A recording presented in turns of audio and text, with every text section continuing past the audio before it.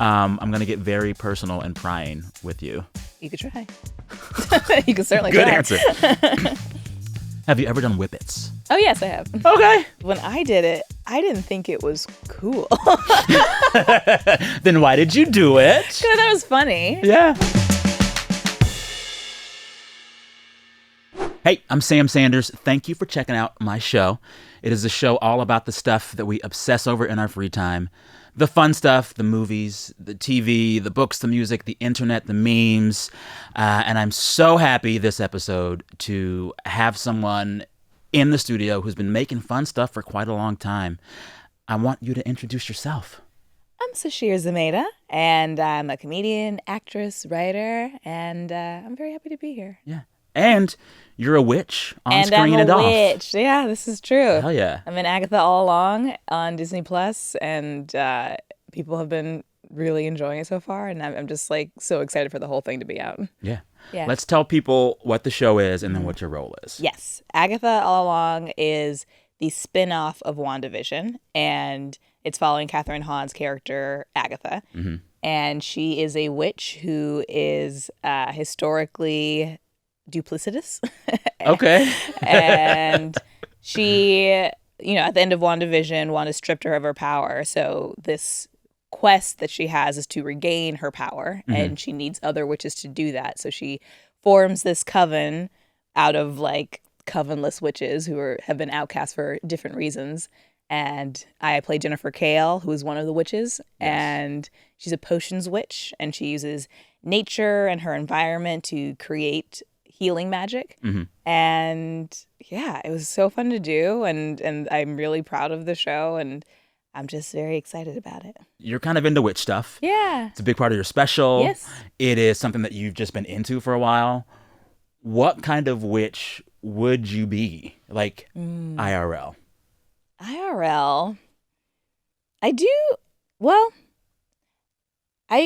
think a divination witch would be really cool. And what does that mean for folks who don't know? Like seeing the future Oh. or the past, just kind of Okay. seeing the timeline outside of the present. Mm-hmm. And yeah, I think maybe if I knew what was going to happen, that might help me in ways. All right. Although that could be a curse too. Always. Because then maybe I would change my behavior to get to that thing, and then maybe it And wouldn't you happen. don't get the thing. Exactly. Yeah. It's tricky. Yeah. All I want to be, whether it's a witch or a superhero, I just want to teleport. Yeah. I do not want to commute, and I do not like traffic, and LA has broken me. Yeah. And let me just snap my fingers and go somewhere. Yeah, I think I would love that too. Right? That's all I need. I do feel like, because I have an issue with tardiness. Okay. I was on time. Although I was early today. she was early. I was early Beat today. me here. Kudos. Proud of you. Thank you so Yes. much. I'm working on it. And you came from... I did. Well, don't tell people that. Cut it. Sorry. You cut it. Don't tell people where I live. My bad. Yeah, but I am trying to get better at it. I still slip up sometimes, and I feel like if I teleported, I would overestimate my ability to get there quickly. And you'd still be it late. would still be late. Yeah. Yeah. We don't want that. We don't want We that. don't want that. So, why do you think you're so drawn to witches? I think I am fascinated by the idea of women and people who exude a power or a presence that has upset people so much that they want to label them in a way that will literally remove them from society. And it's happened for centuries. And yeah, it's just interesting. There's a line in Agatha where Deborah Jo is like, so a witch is just a bad girl, right? And it's like, kind of. Yeah. Like, it's like, someone who can't really be controlled or tamed or boxed in. And I like that. And I like having that as an identity as well. So, yeah, I think I was just like fascinated with witches. And I was, forming this special, The First Woman, which is on Hulu right now. And I was thinking about witches and looking up different stories about them in history and trying to tie it into things that are happening today. And it was very fun to do, but also completely separate from Agatha. Yeah. It was very funny that I was like already doing this research, and then months later they were like, would you like to audition Do you for want the to be show? a witch? Yeah, and I was like, hell yeah. Yeah. Did you know? What? Yeah, I mean, when I think about it, it's like so much of religious culture and Christian culture is just like male focused. Yeah. The man, like God is a man, Christ is a man, and Mary is just there to be a womb. And it's like the thing about Wicca and witches, it's like it's women focused and women have power. Yeah. The whole way, the whole time. And it's like, yeah, more of that. More of that, absolutely. More of that. Yeah. More of that. I want to talk more about the singing. Yeah. I want to talk more about the singing because it's like you have to do it with Broadway legend Patti LuPone, which is scary, I'm guessing. I mean, not for me. Okay. Yeah. Say more. Because I didn't expect to like be as good as her. I'm just gonna sing how I sing. Yeah. And she's gonna sing how she sings. Yeah. And I'm just excited to do that. Like, not many people can say they sang with Patti LuPone. So I was like, I'm welcoming this opportunity. Yeah. You know, you are entering the MCU, the Marvel Cinematic Universe, when it's kind of like entering, I think, a new phase.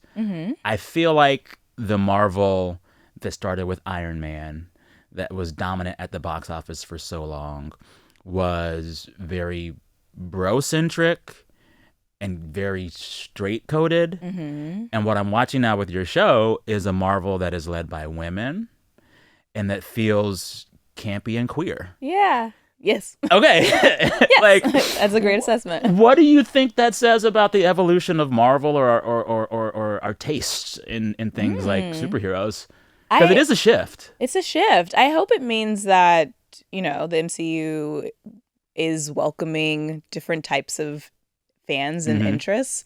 But, you know, the queerness isn't new for the comics. Like, we're drawing upon things that are actually already written that were in the 70s. Decades ago. That's the thing. Yeah. So it's, you know, I think when there's people online who are like, nobody asked for this. Why are they trying to shove wokeness down our throat? And it's like, but that's also what's been happening. Yeah. Like, it was always kind of queer. Yeah. Like I think a lot of the comic writers wanted to instill a sense of like progress. They were very progressive. Like, and it's easier to digest in a way of like superheroes and aliens and witches and all that stuff. But it's like these are stories that are created to kind of mirror society. And what's happening. So, you know, these people exist. Their stories are cool. And I'm glad they're being displayed in a way that's like people are liking, and that's fun. And yeah, the show is very queer, but not in a way that's like, you know, it's just very natural, I think. Yeah, totally. And and like it's not even, you're right, it's not new. It's just like true to the source. People forget like the entire concept of the X-Men is a commentary on segregation and civil rights. Literally, yeah. It's all about racism. The mutants are black people. Yeah. Come on. Yeah. Like, all of this stuff has been actually progressive. So it's very interesting right now to see it all line up in ways that folks can see. Yeah. I like it. Me too. I like it. So how do I ask this? Because I don't want Marvel fans getting mad at me. Marvel fans are super intense. I put them in the same category as like Star Wars fans. They're like addicted to the lore. They know it backwards and forwards, and they don't want to screw with what they think it should be. Right. What has your interaction been with Marvel fans now that you are officially in the MCU? I guess I'm not really deep diving, so I don't really know everything that people are saying. Okay. But I think the loudest voices I'm hearing people who just like the show. Okay. And like my character. I'm sure there's a ton of other opinions too, but people who are actually watching the show, I think, are really enjoying it, which makes me very happy. That's the point. Yeah. And I'm also a Marvel fan, and I, you know, watched everything from Iron Man on, and I'm glad for the shift, and I like, even if I wasn't on the show, I would love this show. Yeah. And I currently love the show as well. Yeah. So I'm hoping that even if this is like something some of the Marvel fans aren't used to, that they're like able to love parts of it. They should. Or all of it. Yeah. They need to. I mean, what's not to love about a coven of singing witches? That's what I'm saying. It's fun. It's fun. It's good. Get there's into music, there's action, there's like suspense, there's mystery, there's like so much going and on it's in there. campy in a fun way. It's campy in a fun way. I love it. Okay. All this to say, we love the show. We love the show. We're going to take a break, and we'll talk more about MCU stuff. Yeah. I want to tell all of you that if you like this show and want to hear and read even more, check out my newsletter, all about things left on the cutting room floor and what I'm into every week. You can find it at kcrw.com/Sam Sanders, kcrw.com/Sam Sanders for my weekly newsletter.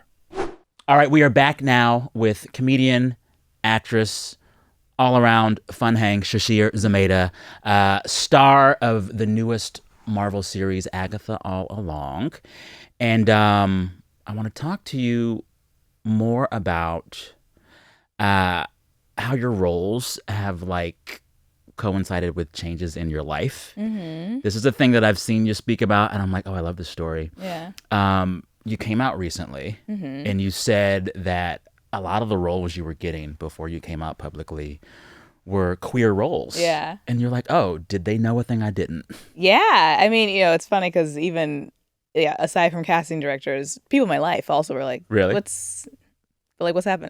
You have a Subaru and Tivas. What's happening? And so it was like a joke, like, aha. Yeah.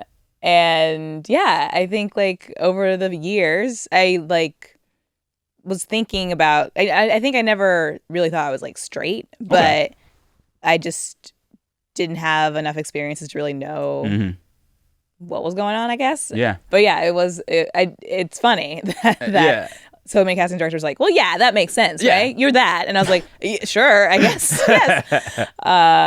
Yeah, it's just very funny that like people can read you before you can read yourself. Yeah.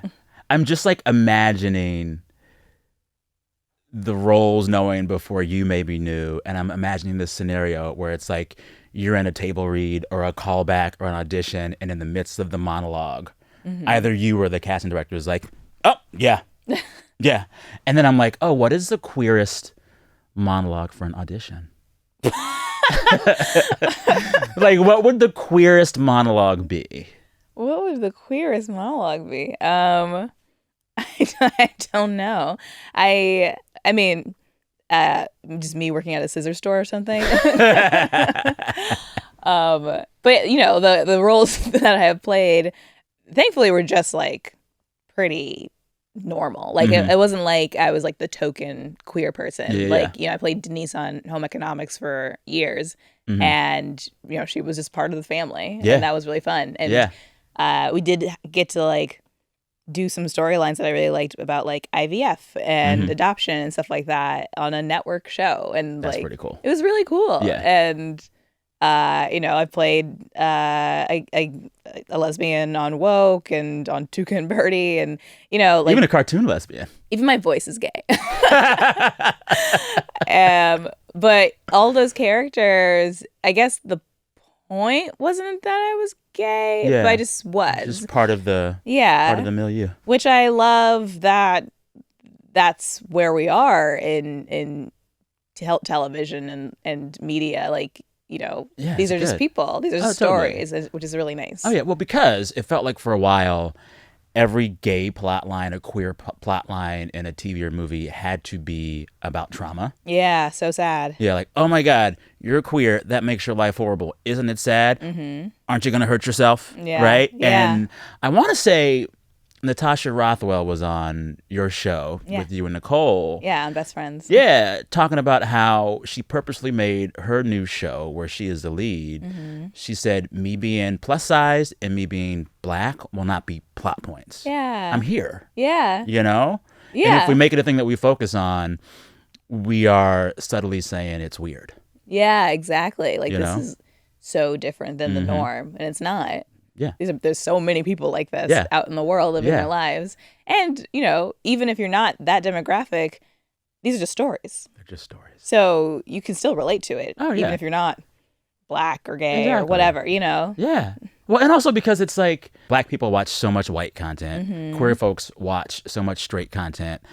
I watched Friends. Yeah, Like, same. none of them looked like me. None of them. Yeah. But I could, like, enjoy the physical humor and enjoy the pratfalls, you know? Yeah. Like, enjoy the story. Yeah, exactly. Enjoy the story. Can we talk about, if you're okay with it, I have interviewed over the years present and former cast members of SNL. And I always enjoy when any of them can give me any insight into this cultural institution. And right now, we are in the launch of SNL's 50th season. And I'm trying to draw some big picture ideas or meaning of like what this show means right now. And I'm kind of like, oh, who better to pose that question to than someone who was there for a while? Yeah.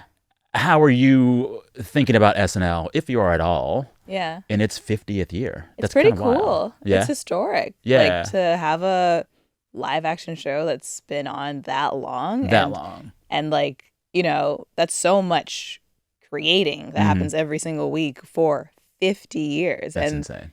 yeah, people kind of looked at that show for like some sort of comment or opinion on what's happening in politics and sports and music, like in the cultural zeitgeist, and they've done it for that long. It's very impressive. Yeah. Would you ever go back? To like hang out?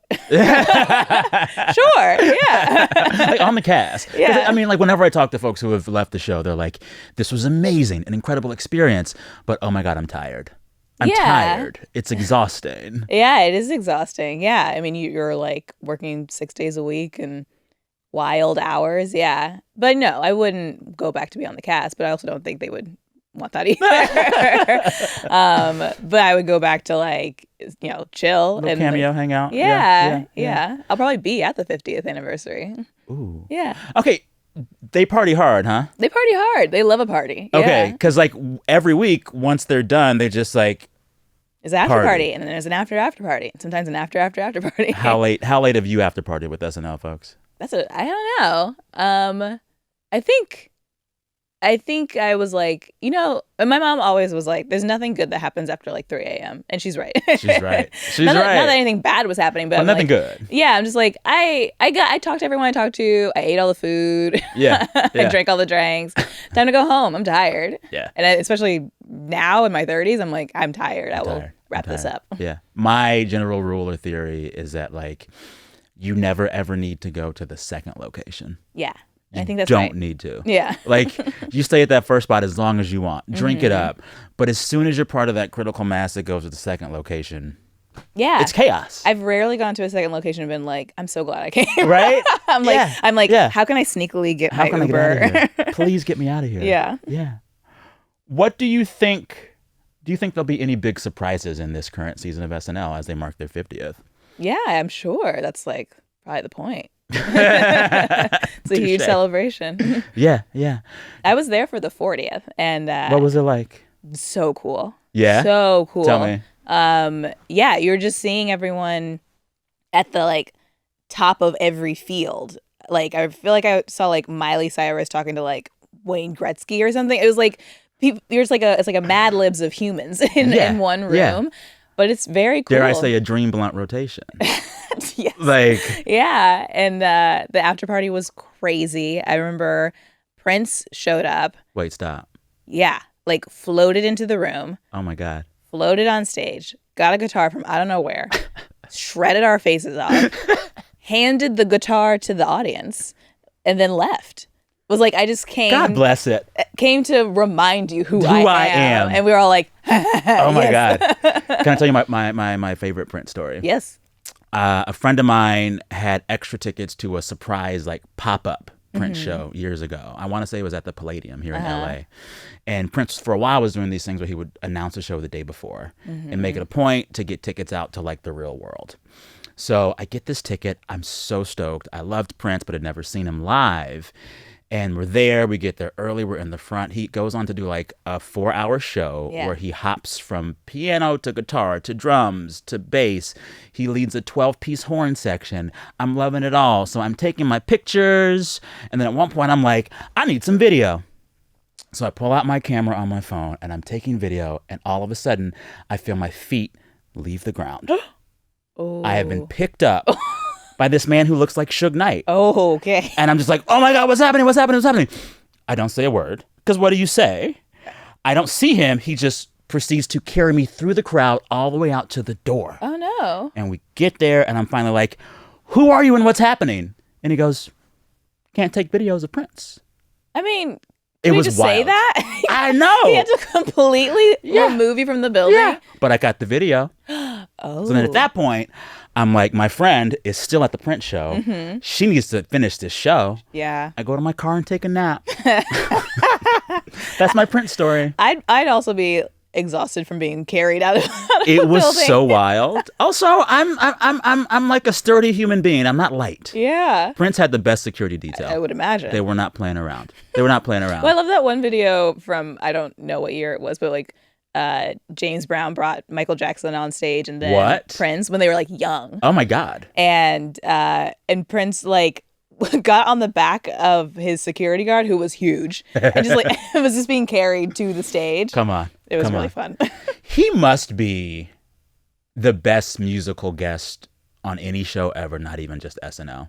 I would imagine so. You can't beat it. Yeah. I mean, you can't like, beat it. insanely talented. Insanely talented. And insanely charismatic. Like, oh my God, the charisma dripping off of his body. Like, it's when crazy. you were at that show where he was at SNL, did you just feel it oozing? Absolutely. We're all just like open mouth, like watching this. Like, this is insane. And this is the thing you forget until you're in the room with him. Mm-hmm. He's so pretty. Very pretty. Yeah. Baby face. Yeah. Great makeup. Mm-hmm. Good eyeliner. Hair is laid. All stilettos, pumps in the club. Like, he's gorgeous. Gorgeous. This man is gorgeous. Yeah.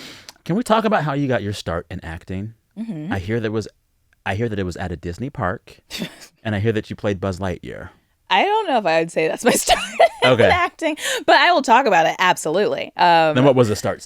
What was the start? I mean, I guess when I was in college, I auditioned for the musicals there. I was in Godspell and Sugar, and I did show choir. You did show choir? I did show choir. Girl, that's in high a cult. school. Show choir is, you don't mess with them. You're not wrong. You're not wrong. It was my life in high school. Yes. Yeah. Yes. Yeah, but Oh I my loved God. it. We would like travel to different cities and compete and had the curly hair and the makeup and everything and Vaseline on the teeth. It was all of that. And so when I got to college, they didn't have show choir, but I was like, I'll do musicals. Yeah. And then the people who were doing musicals were also auditioning for plays, and I was like, I guess I could try that. Mm-hmm. And then I auditioned for Color Girls, the Ntozake Shange choreo poem, and I was Lady in Green. Okay. And it was such a cool experience. Like, the performance was amazing. The show was so fun to do and so moving. And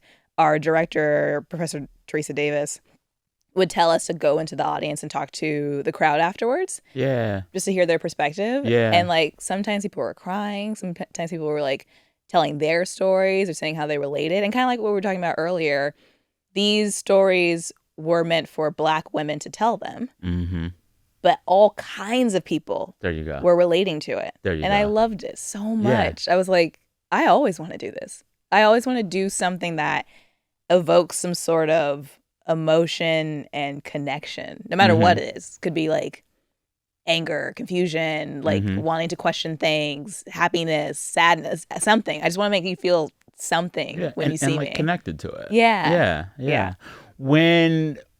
When you feel it happen, whether on stage, on screen, how do you feel? Great. Yeah. There's nothing. Yeah. Connecting with an audience, connecting with people feels so satisfying. Yeah. And the fact that people can like finish watching me perform live or finish watching me on a show and feel like different feels like so powerful and magical. Dare I say witchy?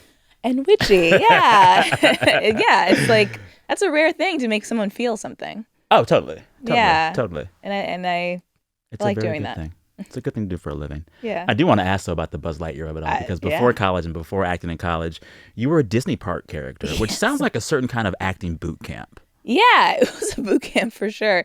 It was the Disney College program. And what is the Disney College program? It's where it's kind of like a study abroad, but in Florida. It's kind of like a study abroad, but in Florida. Okay. You're really selling it. From Virginia to Florida, I went so abroad. And, but I did love it. Okay. It was like... How long are you there? I was there 7 months. It was a semester and a summer. Yeah. Wow. And people, it's like international too. So people from different countries were coming there and working, and they have like a hospitality program where if you... So you have like tracks. Yeah, exactly. And so... Go on. I love this. Yeah, there was hospitality. There was, I'm sure, like some sort of business track or something. I did the performance one, and they taught you how to, like, if you wanted to, there was an option to learn how to walk on stilts. And I was like, give it to me. Yeah, I'll take everything. I learned how to work with puppets, and that was so cool. And I was the Sebastian puppet in the Little Mermaid show. Wait, no. Did you Which is the hardest puppet in the whole show. Did you perfect the Sebastian accent? Well, thankfully, I didn't have to voice the character. I just mouthed the puppet to match the track that was playing. Okay. So that was, I don't think they wanted to risk any of that. Yeah. That's amazing. Yeah. And then I was also like a character performer as well. But it was very fun. And it was also funny because I was studying theater in school, and this was supposed to like, you know, get some credits for that. And then I came back and they were like, I mean, what did you do? This is, I guess it's like kind of theater, but it's not. We'll give you some credits, but it seems like you just had fun. Yeah. You just went to an amusement park. Yeah. Were you at the park taking the rides every day? All the time. That's like a huge perk. You just get to go like, into be in the park for free. Yeah. I would like go on different rides, go to downtown Disney. It was just, it was very fun. Oh my God. Yeah. Which part of your acting in that Disney situation was the hardest? What was the hardest? I mean, I did have a panic attack in the Buzz Lightyear costume. Whoa, stop. So you dressed as Buzz Lightyear as a college student. Yeah, and they have height specifications. Okay. They have height categories, and I'm technically 5'6.5", but I was in the 5'4" to 5'6" category and the 5'7" to 5'9" category. And Buzz is in the 5'7" to 5'9" category.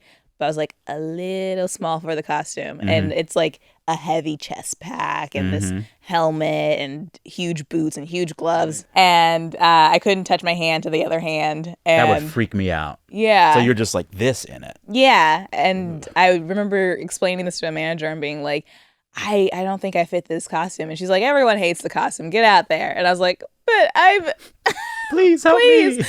And so I was like out in front of the kids, like stamping the books, sobbing inside of the costume. No. So everyone be nice to the character performer. You don't know who's crying in there. And we have character attendants outside of the costume who are like supposed to be our eyes and ears in case anything happens or we need anything. Like a security detail? I guess so. And they were like, Buzz got a bouncer. I do. Like, don't talk to me, talk to them. And they saw I was like kind of deflated, and they were like, Buzz, how are you? Thumbs up, thumbs down. I was like, hard thumbs down. And they're like, okay, let's get you off stage. And so I was headed towards the door, and then Woody was like hamming it up with some kid in front of the door. He would. And I felt my chest stop moving. Like I just like couldn't take in any more air. And then I started hyperventilating. As Buzz Lightyear. And you could hear it outside the costume. So they just like lifted me up like they lifted you up out of Prince's concert. And like took me backstage, took off my costume to get me some air. And they're like, you're having a panic attack. And I was like, okay. And I've never had one before that point. And I was like, I believe you. And then, you know, the managers assessed the costume and assessed it on my body again. And they were like, oh, you know what? We all decided that you probably shouldn't wear this costume. And I was wow, great. You don't say. Oh my God. Great idea. Yeah. Which, like, at least they listened eventually. But I was like, I wish you listened to me before. And you came back to work the next day? I sure did. You're a trooper. I couldn't do it. As you're telling the story, I'm remembering. You know how you can do those, like, fake wrestling things where they put you in the padded outfit that looks like a big sumo costume? Yeah. I tried to do that once. I was like 15, me and my cousin. If you fall in those, you can't get up. They got to get you up. Yeah. I had a panic attack when I fell. No. And I'm just screaming and writhing like a roly-poly in a Yeah. sumo costume. And ever since then, I just really don't do costumes. That's understandable, for sure. It's triggering. It's very triggering. So you are a star and a trooper for coming back to work after a Buzz Lightyear panic attack. Well, I guess because the other costumes didn't bother me. It was truly just that costume. Like, Pluto was very comfy. Pluto was very comfy. It was like a onesie and a head. And kids loved Pluto so much, like would lose it over Pluto. Really? Yeah. Why do you think? It's a big old dog. They're just like, I have a dog and you're a dog and you're here. Like, they just loved Pluto so much. And I was happy to provide some joy. I love it. What is the biggest lesson about being a creative, an actor, a comedian that this Disney semester-long boot camp taught you? What did it teach me? Honestly, being like working for the park, even when you're not on the clock, we still had to it was strongly suggested that we pick up the trash. Because, like, this is your... Oh, no. Wait, let me explain. Because they were like, this is your base. Like, we trust you to work here. Mm-hmm. And the standard that we have is high, which means we also don't want trash here. So it's like, yes, we have, like, people who are shopkeepers. Those we don't have custodians. We have shopkeepers. Okay. We have, like, a percentage who are those. But also, everyone here... we want you to respect your space. So it's like, even when I wasn't working, I would pick something up and throw it away. It's how they keep it so clean. They really got in your head. They got you. Off the clock, cleaning up. Wow. But also, like, I was also around people who, even off the clock, would, like, help direct people to where they need to go, or, like, give suggestions on what merch to get this kid, or, like, and I think it all just added to, like, we all want the magic to stay alive. We all want to, like... we all want the magic to stay alive. Girl, they got you. They got you. I'm sorry, keep going. I love it. We want the magic to stay alive. Well, for the kids, that's the point. That's true. It's for the kids. That's true. And they don't know nothing. Like, they think Pluto's a real dog. Like, I know. And I was one of those kids. I was also a Disney kid. Yeah. And I remember going to Toontown, and there was this water fountain that when you press the water out, it changed colors. Oh. And I was like, my mind is blown. Yeah. This is magic water. Yeah. And it wasn't until maybe decades later when I was like, oh, it was a light. It was the light. It was a light changing underneath the water. But that, moments like that where it's like, this is cool. Yeah. And I think people who work there want to keep that going and be like, even though we might be jaded because we work there, or like we can see all the ins and outs and like how the sausage is made and stuff like that. But like ultimately, we do want these kids to have like really cool memories. Yeah. And not everyone can afford to go to Disney World many times. Especially these days. Girl, it's expensive. It's pretty expensive, yeah. So it's like, I don't know. You want to make it like a magical day for those people. I love that. So you were into Disney as a kid too? I was, yeah. That's kind of remarkable because right now you are on a show that is part of the Disney family. Yeah, it's pretty cool. What would you now, doing this role as a fun, cool, queerish witch in a Marvel Disney show, what would you say to like your younger Disney fan kid self? Ooh, man. About what was ahead for your life? Yeah, I think I'd just be like, get ready. Like you're not like the stuff that you're watching, you will be on something in that same world. Yeah. Yeah. And I think as a kid, I would be like, wait, that's an option? That's could do gonna that? happen? Yeah. Yeah. Yeah. I love it. We got to take one more break. Will you stick around for some headlines? I will. Thank you. Taking a break. When we come back, me and Sasheer go over some pop culture headlines in the witchiest way that we can. Ooh. Yeah. All right, we're back. I want to go over some pop culture headlines with my favorite witch. Ooh, I like that. Can I say that? You're my favorite witch, Sasheer. Let's claim it. Let's I love go. it. Yes. There's reporting from The Verge that suggests that Google now has the ability to use AI to make fake podcasts. I just saw a post about that this morning. I mean, are we going to lose our livelihood? It does suck. I mean, a lot of jobs are already getting taken by AI. Yeah. It is what it is. I guess it is what it is. There's already so many podcasts too. There's that. I read some headline that was like, "There's more podcasts than humans," which I don't know. Maybe it was also specific to the United States. I don't know, but I was like, I believe it. There's over 300 million podcasts. Yeah. Ours being the best too. Exactly. That's it.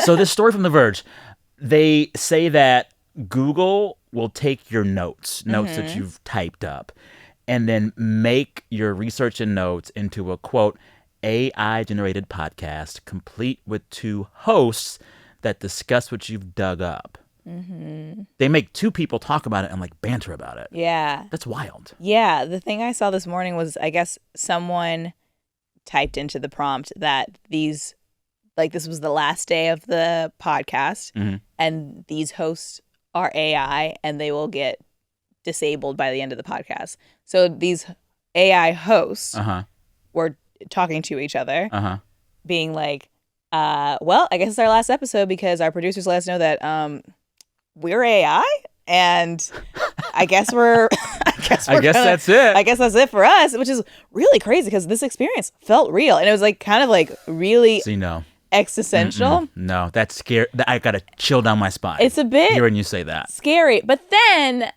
I don't know how like you were saying, I don't know how scared to be because if AI is aggregating all of the content that is out there that humans have created. Yeah. We've already put out so many movies and shows and books about AI taking over or gaining consciousness. And I'm like, well, how much of this is them also just mimicking that? What we've written. Yeah. Or are they getting sentient? I don't know. But yeah. They probably are, but I take comfort in knowing that they probably won't get all the way there until after I'm dead. So someone else will deal with it. Yeah. Someone else will deal with it. But it's also strange because, like, we've warned ourselves for decades. We have. For a really long time, I've been like, this could get bad. Don't do this. Don't do this. And we're like, right. But no, it's cool. Next week, we have a new launch of a thing. Yeah. No, it's crazy. Well, and then it's like, I'll get scared. Then I'll like see like, look at this painting that AI made, and the person in the painting has 2 heads and 18 fingers. Yeah. And you're like, okay. Yeah, they still not there yet. They're not there yet. Got some kinks to work out. What's the last thing you took notes on that you would not mind Google AI making a podcast about? Oh, interesting. Do you take notes in your everyday life? Do I take notes? I guess for stand-up, I have put into Chat GPT like subjects and been like, write a joke about this just to test it. Wait, is it good? No, and thank God they don't know how to do jokes yet. They'll like do something that like feels kind of childish and like they're like very like nursery rhyme type joke, but I'm like, okay, good. Yeah I don't want you to get humor for now. Yeah, for now. Another headline for you. I have to ask first, are you an Oasis fan? I like that one song. But they got more than one. Which one? Is it Wonderwall?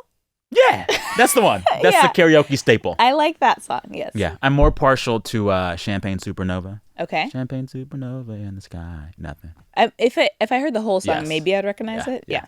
Anywho, I bring up Oasis because they are currently getting back together, the 2 brothers, Liam and Noel Gallagher.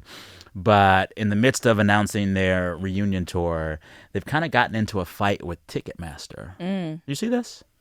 I don't think I did. No. So Ticketmaster is trying to sell the Oasis reunion tour tickets with dynamic pricing, meaning that they'll charge people different amounts of money for the tickets based on time, location, and things they know about the ticket buyers themselves. What? So they have a questionnaire for these ticket buyers that ask questions like, how many Oasis shows have you been to before? How much are you into Oasis? And they're trying to get information to see how much they can actually charge people. Oh, no. I've never heard of that before. I know. That's horrible. It's so wild. It's like if you're a true fan, you're probably going to get charged more? I think so. Wow. And so then Oasis was like, not on our watch. Yeah. So they put out this like Twitter statement saying we're not doing it. And of course, Ticketmaster again has another headline of people being like, we don't like Ticketmaster. Yeah. What's up with Ticketmaster? I don't know. Because they were just beefing with Taylor Swift last year. Exactly. I do remember that. Yeah, and I don't remember the specifics, but yeah. Is there a competition for Ticketmaster? There must be another way. This is the thing. People smarter than me say that what they've got worked out is kind of a monopoly. Interesting. So like they were just stuck with them. Yeah. I mean, I don't know how you fix it, because also after the Taylor Swift Ticketmaster drama, they had to go testify in front of the Senate Judiciary Committee. That's so wild. They were called in front of Congress over Taylor Swift tickets. And if that didn't change their ways, what's going to do it? Yeah. I mean, that's true. Taylor will take you to court. He will. What concert would you most likely be dynamically priced on? Probably Beyonce, which I feel like I was. Oh, she did that. I paid so much money. Girl, I went to see her 4 times last year because I'm a fool. Yeah, in different cities. Yeah, girl. Twice in London, twice in LA. I mean, that's great. Is it? I loved it, but it's like, Sam. Mm-hmm. And for the first London show, I did Club Renaissance. Yeah. And like, it was fun. Yeah. But I would have had just as much fun in some bleachers. Right. She got all my money. She did. She got all my money. She took it. Are you buying the hair care stuff and the whiskey and the jeans? She has all the stuff now. She does have all the stuff now. I mean, I don't have any hair and I don't drink whiskey anymore, so I don't have a need for those things. I do have some Ivy Park stuff that I like. Yeah, I support her. And mostly just the music, for sure. The music is it. Mm-hmm. I was reading somewhere, or you were in a video somewhere talking about it. She's like your hype up music. Yeah, absolutely. Okay. She has very like strong, I'm a woman music. Like, I love it. Yeah. Wait. Beyonce's a witch. I've seen headlines that said that. But like a great, good, amazing witch. I think so. I mean, I don't know any specifics. She unfortunately hasn't made it into my coven. I hope. I pray. But yeah, I've seen people say that she's a witch. I think she's just like real. I mean, she's also amazing at manifesting. We see where she is. Yeah. But I wouldn't be surprised. I think, you can kind of cater the term witch to whatever you need, but it's really like using the energy around you. Centered, powerful. Yeah. Yeah. And I believe it. She's got a lot of power. Beyonce is in your witch's coven. Mm-hmm. What power does she have? What power does she have? Maybe like mind control? Yeah. Because I really was in a different plane when I was at her concert. Same. I would give her a power that is manifested through her singing. Mm-hmm. So the vocals are already very powerful. Yeah. But like, imagine if like Beyonce the Witch could sing and like break buildings. Yeah, that'd be fun. I would like that. Yeah. I would like that. Anywho, we're not going to make this a Beyonce podcast episode. We can't. We could. We really, really could. We really, really could. I'm going to get very personal and prying with you. You could try. You could certainly Good try. answer. Have you ever done whippets? Oh, yes, I have. Okay. Yeah. Okay. Did you know that the kids are doing whippets now, but they call it galaxy gas? I did not know that. How do you feel about that? It's pretty funny. Right? Because when I did it, I didn't think it was cool. Then why did you do it? Because I thought it was funny. Yeah. Yeah, like it was like a party full of comedians and someone like was brought out whatever that whipped cream thing is and was like whippets, and I was like, this is hilarious. And yeah, it's like a quick burst, but I wasn't like gotta do that more. I was just like, that was funny. That was fun. Cool. Yeah. Get it. Yeah. But and also like I guess felt old school to me because it's like, well, there's real drugs, if you wanted to get high. Yeah, like you could go harder. You could just get drugs. Yeah. But that's funny that the kids are doing that now. Yeah. So whippets is basically ingesting nitrous oxide. The drug is also known as laughing gas. Mm-hmm. And you can also get it from a balloon that's been filled up by like a tank, you know? So we've called them whippets for a long time. But now the kids get this thing called galaxy gas. And it's sold for kitchens to like make foams and whipped creams really quickly, and it's flavored like mango smoothie, strawberry cream, vanilla cupcake. But now you can buy that like in smoke shops. Whoa. It's like elevated flavored whippets. That's really funny. Isn't that crazy? It's air. It's flavored air. Flavored air. Flavored air whippets. But isn't it like, I feel like, I'm sure there's a reason to not do it a lot. Like, doesn't it affect your brain cells? I'm guessing it does. Yeah. I'm guessing you shouldn't do it too long. No. And or it's too like, often. Or too often. But like when they're flavored like mango smoothie, it's like they're begging you to do it all the time. Yeah. Well, that's the problem with all the vapes, because they have those flavored jewels or whatever. And then people will just like get addicted to it and keep doing it. I do love how, though, like this story of Gen Z liking Galaxy Gas, it just reminds me that like everything the kids are doing, we did first. Yeah, everything comes back around. It all comes back around. Yeah. They're wearing Doc Martens now. Uh-huh. They're wearing wide leg jeans now. They're into goth now.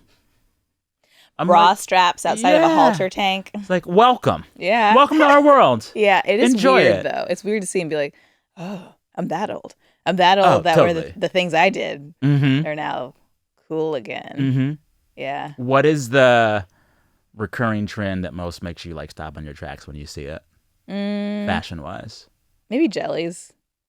The little jelly sandals? The sandals, yeah. Those are back? They've been back. Yeah. I don't like that. I mean, it's also like, they're not great shoes. They're not good for your feet. They're not good for your feet. Hurt. They make you sweat. Like, you it's get sweaty feet. Yeah. It's like, why are we doing this? We learned our lesson. We moved past it, evolved as people, evolved the shoe, and then we went back to it. We went back to it. We go back to hurt. We go back to hurt. Yeah, wear shoes that are... I mean, one trend that I don't want to come back, there was like 5 years in my late 20s where everyone wore Toms. Oh, yes. Yeah. And everyone had stinky feet. Everyone has stinky feet, and we ignored it. We're like, no, it's fine. Your feet stink. We just get better shoes. Just get better shoes. Yeah. I will say, the young kids, they wear socks. Yeah, that's nice. Good. Because we weren't, and it was nasty. We're just like, I just need a shoe. That's just it. a shoe. It's fine. No, wear socks, kids. I love it. We've run through every headline I wanted to ask you about. All right. Nice. I appreciate that. I do want to ask you one last question before I let you go.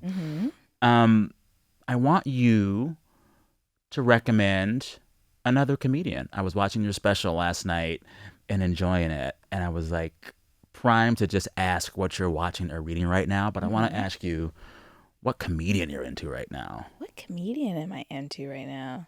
I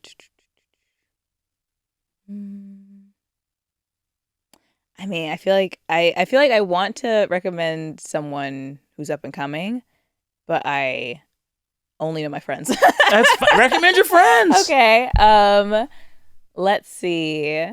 Natasha Vainblatt is really funny. She's a New York comedian. She has a special on YouTube and an album out. Ryan Beck is really hilarious. Mateo Lane is very hilarious. I love Mateo Lane. Yeah, me too. Yeah. He's filming a special here soon in LA, and I'm very excited to go see it. Okay. That's a good list. It's a good list. Also, tell folks about your podcast. I have a podcast called Best Friends with Nicole Byer. Yeah, we've been best friends since 2009. And teach me your ways. How do you do it? I hope we kind of do that on the show. Like, the show's about friendship. We just kind of like hang out, the two of us, but then we also answer friendship questions that any audience member has. And it's so... I don't think when we started the show in 2019 that we anticipated how many different types of friendship questions you could possibly have. Yeah. And a lot of people are like, how do I make a friend as an adult? Or it's actually hard. It's actually hard. It's actually hard. How do I maintain a friendship? Yeah. And the thing about adult friendship, it's like you have to have like multiple friend meetings for it to stick. Some studies have said like it takes 5 hangs before an adult friendship clicks. Yeah. And we live in the Los Angeles metro area. Yeah, it's hard. I don't see anybody 5 times. Yeah. I don't see my dog 5 times. Truly. My friends who live close to me, I see them like a couple times a month. And like, thank God they're already solidified as friends. But yeah, to make a new friend. It's hard. It's hard. It's hard. Yeah. Anywho. Check out the podcast. Check out the show. Check out everything you do. Please check out everything I do. Check out everything Sasheer does. I love it. It's been so great having you here. Yes. Thanks for the witchy energy. I look forward to you welcoming Beyonce the Witch into your coven. Let's manifest that. Let's do it. From your lips to Beyonce's ears. Yeah. God, Beyonce's ears. Yeah. Our Lord and Savior, Beyonce. Bam. Sasheer, thank you so much. Thank you. We did it. We did. Okay.